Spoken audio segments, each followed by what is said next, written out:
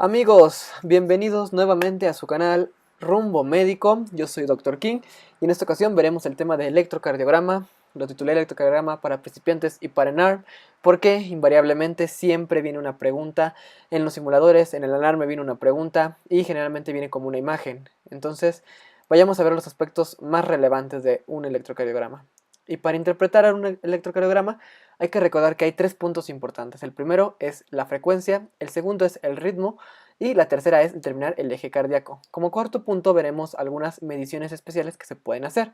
Pero bueno, vayamos de plano al tema. Empecemos con la frecuencia cardíaca. Para determinar la frecuencia cardíaca en un electrocardiograma hay muchos métodos, unos más exactos que otros. Pero veremos dos métodos muy sencillos. Uno muy exacto y el otro un poco no tan exacto, pero muy fácil de hacer. Entonces para esto dibujaremos un pequeño electrocardiograma con nuestros cuadros grandes, nuestros cuadros chiquitos. Y recordar que un cuadrito chiquito vale 0.04 segundos y por lo tanto 5 cuadros chiquitos o 5 grandes 0.2 segundos. Y el primer método que tenemos es el de dividir 1500 entre el número de cuadritos pequeños que haya entre un QRS y otro QRS. Entonces veamos un ejemplo. Tendremos nuestro primer complejo QRS aquí y el segundo de este lado. Y ahora contamos el número de cuadritos pequeños. Tenemos 1, 2, 3, 4, 5, 6, 7, 8, 9, 10, 11, 12, 13, 14, 15. Si lo dividimos 1500 entre 15 nos da una frecuencia cardíaca de 100. Ahora pongamos otro ejemplo. Lo tenemos aquí y contamos 1, 2, 3, 4, 5, 6, 7, 8. Si dividimos 1500 entre 8, nos da una frecuencia cardíaca de 187.5. Es un método rápido, exacto, sin embargo es un poco difícil estar dividiendo. Por eso el segundo método, el de 300, 150, 100, 75 y 60, que ese es bastante conocido y bastante más sencillo.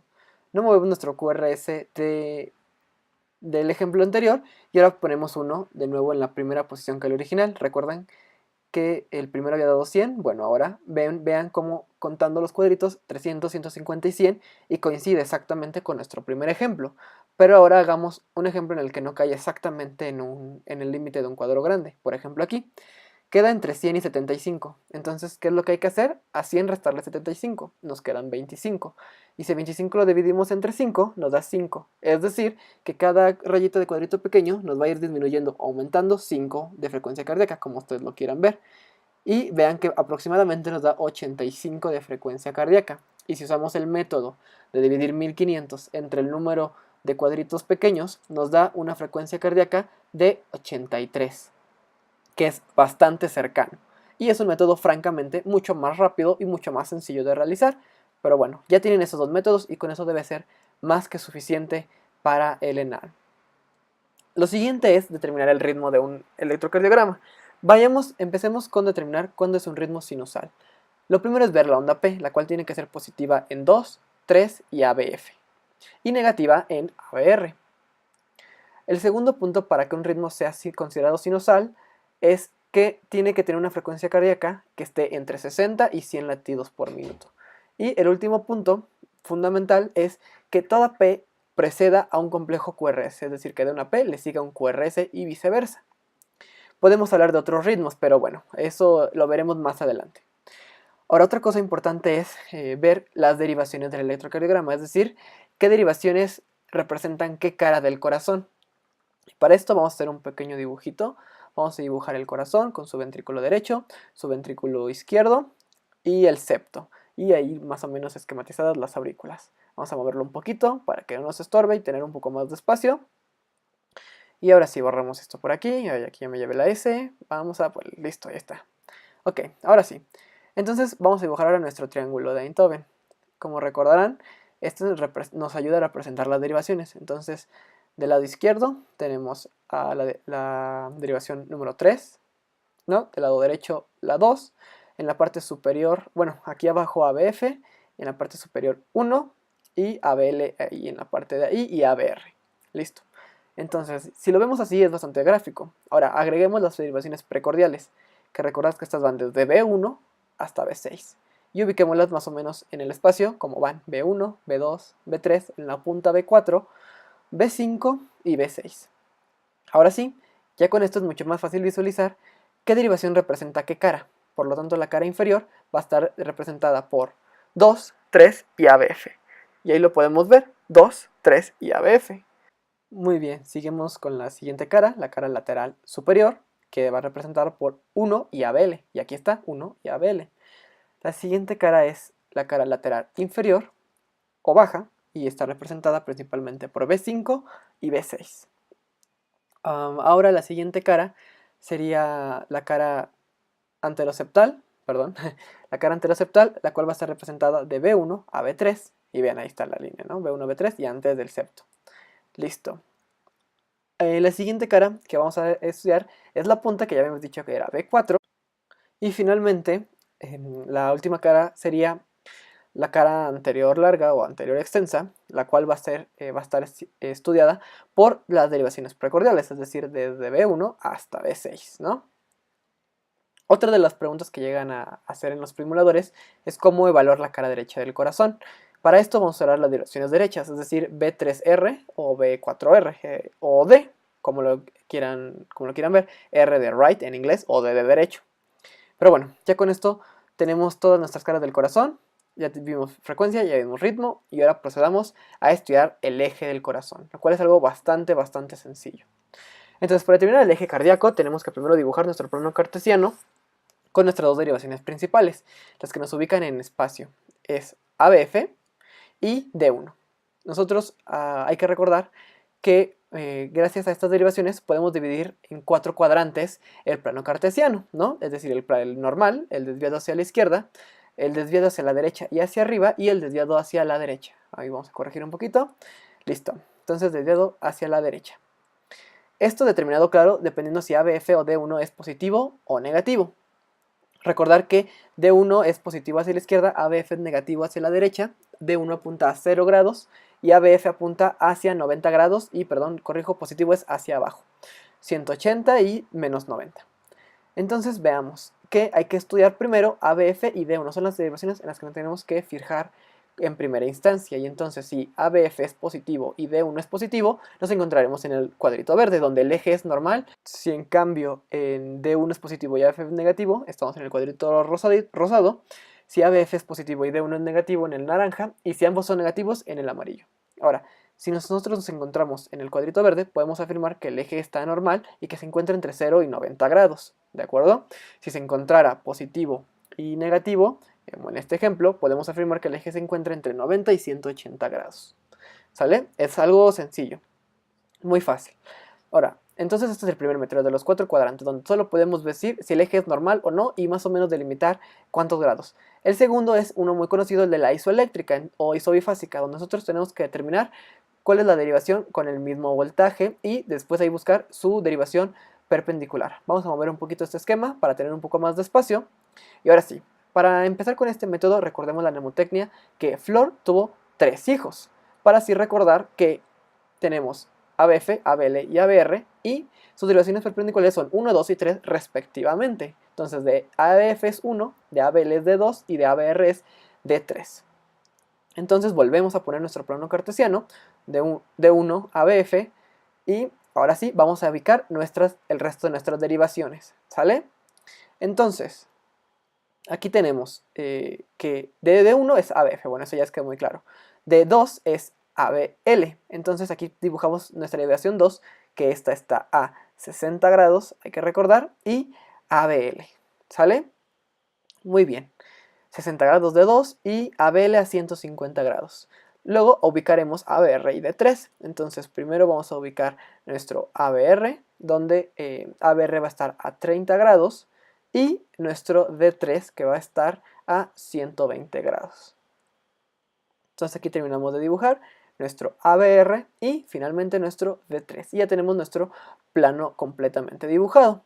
Ahora, algo también muy importante es no olvidar hacia dónde se apuntan las derivaciones. Es decir, D1 es positivo hacia la izquierda, ABR es negativo, 2, 3, ABF y ABL son positivos hacia abajo y hacia la derecha. Y recordar que una manera fácil de no olvidar nuestro plano cartesiano es que siempre aumenta de 30 en 30 grados. Es decir, va 0, 30, 60, 90, 120, 150, 180.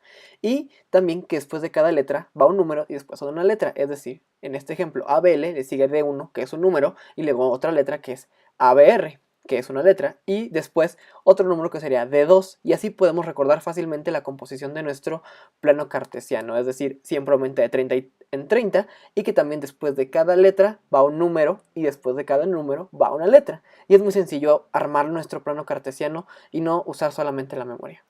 Pero bueno, entonces ahora pongamos algunos ejemplos de este método. Entonces vamos a poner 3 ejemplos, aquí ya este quedó un poco feo, listo, ahora sí, 3 ejemplos. El primero, digamos, no sé, que la derivación isoeléctrica es ABF, entonces, por lo tanto, la perpendicular es D1, que es predominantemente positiva. Eso nos quiere decir que el eje está a 0 grados, ¿no? O sea, muy cercano a 0 grados. En el segundo ejemplo, pongamos que la derivación isoeléctrica es ABR, por lo tanto hay que fijarnos en D3, y si esta es predominantemente positiva, quiere decir que el eje está muy cercano a 120 grados. Y finalmente, si la isoeléctrica fuera, no sé, D2, ¿no? Tendremos que fijarnos en ABL, y entonces podríamos decir, si este estuviera predominantemente negativo, podríamos concluir que el eje está muy cercano a los menos 30 grados. Ahora completaremos los grados de nuestro plano cartesiano para que puedan ver ustedes cómo podemos combinar ambos métodos que ya aprendimos, ¿no? Vamos a solapar el método de los 4 cuadrantes con este método, y para que nosotros podamos visualizar que si nosotros primero ubicamos en qué cuadrante se encuentra nuestro eje y luego recordamos qué derivaciones pasan por ese cuadrante, entonces podemos cerrar un poquito más la determinación del ángulo del eje cardíaco. Entonces vean, en el cuadrito verde, por ejemplo, sabemos que pasan ABR, perdón, y D2. Entonces, ABR y D2. Y si digamos que es ABR negativo y y D2 positivo, entonces sabemos que el eje está entre 30 y 60 grados, ¿no? Y lo cerramos un poquito más, podemos ser un poquito más exactos. Bien, pasemos ahora a la última parte del video, ya estamos por acabar.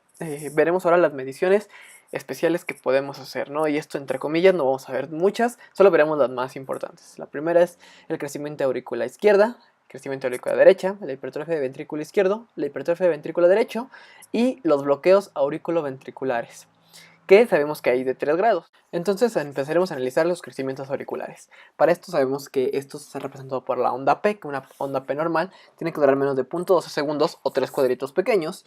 En cuanto a duración y en cuanto a voltaje, debe tener menos de 0.25 milivolts o 2.5 cuadritos pequeños de altura. Por lo tanto, cuando hay una alteración de estos, podemos determinar si el crecimiento es izquierdo o derecho.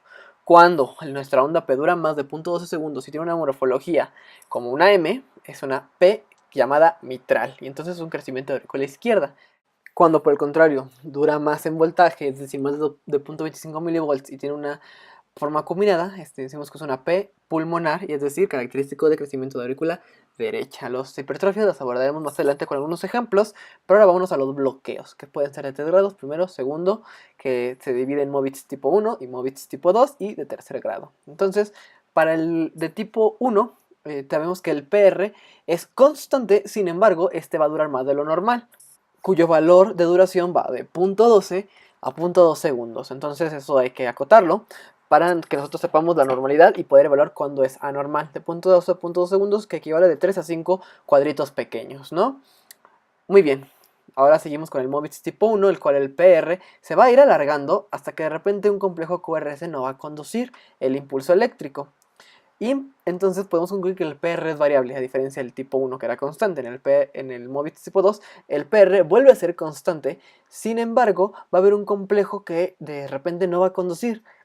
Entonces esta arritmia es peligrosa porque puede llevar a una muerte súbita. Y finalmente el tipo 3 tenemos un ritmo auricular y un ritmo ventricular independiente cada uno de sí. Ahora vayamos a ver algunos ejemplos, ¿les parece? Para aplicar lo que hemos aprendido hasta ahora. Entonces tenemos este primer electro, el que vamos a analizar con frecuencia, ritmo y eje. Primero empezamos con la frecuencia cardíaca, contamos el número de cuadritos grandes que hay entre un QRS y un QRS y nos da una frecuencia cardíaca de 75 latidos por minuto.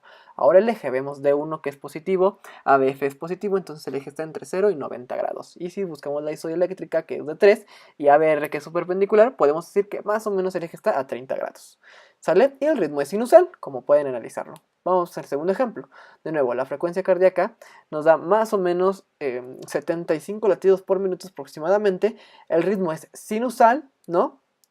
Tenemos ahí una onda P marcada, los QRS y la frecuencia cardíaca normal. Y finalmente el eje de 1 positivo, ABF positivo, y la isoeléctrica, que es de nuevo de 3. Entonces más o menos el eje está a 30 grados. Ahora les dejo este electro que es completamente normal para que ustedes practiquen calcular frecuencia, ritmo y eje. Vayamos al que sigue. En este llama la atención estos complejos QRS que son muy elevados, estas T's invertidas y estos S muy profundos. Y esto estamos hablando efectivamente de una hipertrofia de ventrículo derecho. Y los criterios para diagnosticar esto es R's muy altas en B1 y B2, que son las derivaciones derechas, S's profundas en B5 y B6, que son las derivaciones izquierdas, además de tener un índice de Cabrera, el cual tiene que ser mayor de 0.5 y se calcula con la R de B1 entre la R de B1 más la S de B1, y eso nos tiene que dar más de 0.5. Lo último es el eje a la derecha, y vemos aquí que D1 es negativo y AB es positivo, entonces está desviado en nuestro eje a la derecha. En el siguiente electro vamos a ver ahora una hipertrofia de ventrículo izquierdo con R's muy altas en B5, B6, T's invertidas en B5, B6, y entonces hablemos de los criterios de hipertrofia de ventrículo izquierdo. Es al contrario del derecho, las R's altas en B5, B6, derivaciones izquierdas, S's profundas en B1, B2, derivaciones derechas, como habíamos quedado. El eje va a estar desviado obviamente a la izquierda y el índice de Sokolov tiene que ser mayor de 3.5. Esto se calcula sumando el S de B1 más el R de B5, que nos tiene que dar más de 3.5 milivolts. Como ya hemos comentado, el eje desviado a la izquierda y bueno, no hay mucho más que comentar respecto a esto. El siguiente electro, vean aquí, tenemos un PR que es alargado, constante. Entonces, si tenemos un PR que dura más de 0.2 y es constante, podemos estar hablando de un bloqueo AB de primer grado, ¿sale? Muy sencillo. Aquí, de nuevo, aquí ya nos está marcando PR constante, alargado, más de 0.2 segundos, bloqueo de primer grado. En este ejemplo, vean cómo se va alargando hasta que de repente donde debería haber un complejo QRS no lo hay y vuelve a conducir y se vuelve a alargar. Entonces, aquí estamos hablando de un bloqueo AB de segundo grado tipo Movitz 1. ¿Sale? 1, ahí está, listo, ahora sí. Y vean en este ejemplo un bloqueo Movitz tipo 2 en el cual vean cómo tenemos en la parte de abajo en el dedo largo un P's que son constantes, pero de repente ahí ya no condujo 1, entonces tenemos un PR constante con una frecuencia P constante, sin embargo de repente uno ya no condujo, y entonces hablamos de un bloqueo AB tipo 2, en segundo grado, Movitz tipo 2, ¿sale? Vámonos a este ejemplo. Vean cómo tenemos una frecuencia auricular constante, pero parece independiente de la ventricular, y si nosotros calculáramos por los métodos que hayamos aprendido la frecuencia cardíaca, primero calcularemos la ventricular, y vemos que la frecuencia ventricular está aproximadamente en 50 latidos por minuto. Y ahora, si nosotros calculamos la frecuencia auricular, más o menos podemos decir que es una frecuencia auricular de 100 latidos por minuto. Y vean que son frecuencias independientes, ritmos independientes, entonces estamos ante un bloqueo AB de tercer grado. Recordar, este tiene una frecuencia auricular y una frecuencia ventricular independiente, ¿sí? Muy bien, entonces ya que terminamos los bloqueos, vayamos aquí a los bloqueos de rama de las de His, de cual hay de dos tipos, izquierdos y derechos. Entonces dentro de las características del bloqueo de rama izquierdo tenemos una morfología de RS, R', así como una M o como orejas de burro, como lo quieran ver, en ambas derivaciones, pero en el lado izquierdo B5 y B6 derivaciones izquierdas y en el lado derecho B1 y B2 derivaciones derechas. En este caso, vean cómo están en B1 y B2, podemos sospechar de un bloqueo de rama derecha. Ahora, las T's invertidas van a estar en B5 y B6, derivaciones izquierdas nuevamente, y en la derecha en B1, B2, como lo podemos ver en este electro. Para terminar, una de las últimas características es que el eje va a estar desviado a la izquierda, en el bloqueo de rama izquierda, y a la derecha, en el bloqueo de rama derecha. Y vean cómo este electro cumple con los criterios de un bloqueo de rama derecha, ¿no? Entonces un bloqueo de rama de His derecha. Y en este electro, vean, ¿no? Izquierdo, B5, B6, morfología empastada, T's invertidas, eje a la izquierda, es un bloqueo de rama izquierda de las de His. Terminamos con un electro irregular y recordar que para calcular la frecuencia de un electro irregular hay que contar 30 cuadritos grandes y multiplicarlo por 10, ya que 30 cuadritos solo nos dan 6 segundos. Pues bueno amigos, hasta aquí el video del día de hoy. Espero que les haya gustado, espero que les sirva mucho para contestar sus simuladores, para contestar el ENARM. Si están en el internado y tienen que interpretar electros, espero que les sirva, que sea una manera más sencilla de interpretarlos para ustedes. Si tienen alguna duda, algún comentario, déjenlo en la parte de abajo y con gusto lo voy a contestar. Si quieren seguir viendo videos como estos, no olviden suscribirse, darle like, compartirlo con sus amigos y estaremos subiendo próximamente más videos con temas relacionados al ENARM, con temas de medicina. Espero que les haya gustado de nuevo. Muchas gracias por ver y nos vemos en la próxima. Hasta luego.